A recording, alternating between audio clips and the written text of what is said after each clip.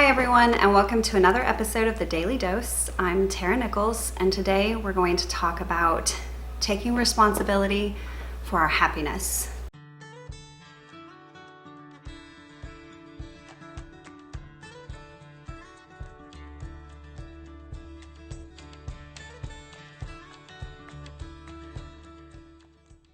This is into the future. I absolutely love this oil, especially whenever I feel like I'm working on really big goals, okay?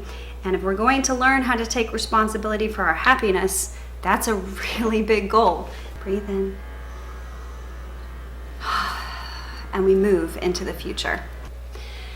This is a very important subject for me because as a women's therapist, I see a lot of women who feel completely lost in their life. They come into my office and they just feel empty. I had a client tell me, I need help. I just want someone to take care of me, to protect me, to keep me safe.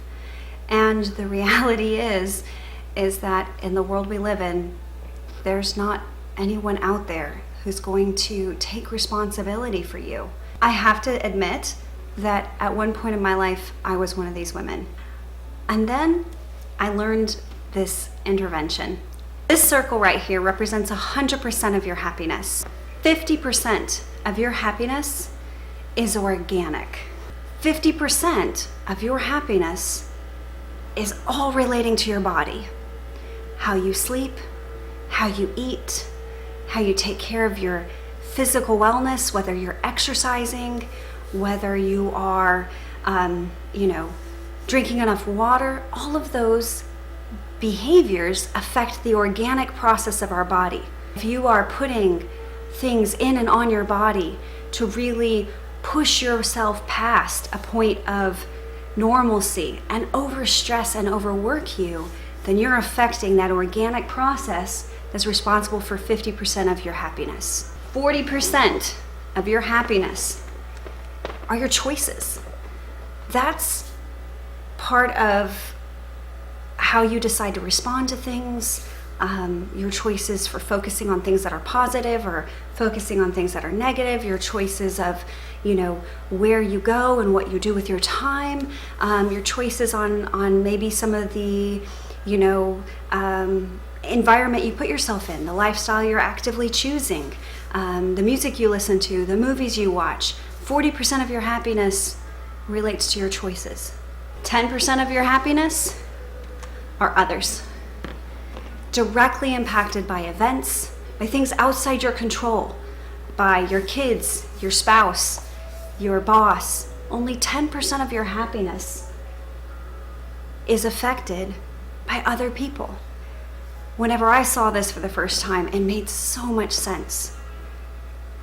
I was allowing the 10% of my happiness of my day to control how I felt every day. It captivated my whole day. It affected how I slept. It affected whether I ate healthy or not, or whether I just binged on chocolate pudding. Like, the 10% events were controlling the 90%. And what I realized was that was pretty irresponsible of me. Other people can hurt my feelings, and other people can take away my happiness, and other people can make my life more happy. But I needed to keep the boundaries on that to be within that 10% range. I couldn't allow someone else to be in charge of the rest of my day just because that person affected my happiness in a negative or even in a positive way. This meant that I had to take 100% responsibility for the 90%, our children and our husbands. They're not responsible for your happiness at all. They can only affect the small portion.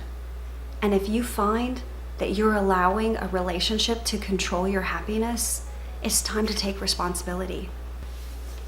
We need to learn how to set limits on what happiness we give away and how much power and control we give to others that we personally are handing over. Take some responsibility for yourself. Don't be lazy with your happiness. Don't look to someone else to meet your needs, because our children are not responsible for our happiness. And there's a reverse side to this. You are not responsible for your children's happiness. Let me say that again. You are not responsible for your children's happiness. They are. You are not responsible for your husband's happiness. He is. You are not responsible for your boyfriend's happiness. He is. You are not responsible for your mother's happiness. She is. We need to stop taking responsibility for what other people need in their life and start taking responsibility for ourselves. If we could set that boundary and start modeling self-responsibility, we would see the world change. I hope this video is helpful. If you like this video, please click the subscribe button. For more information on mental health for everyday life, you can find me on Facebook, Instagram, and LinkedIn. Please take time to share this video with someone that you care about. Thank you for watching, and see you next time on The Daily Dose.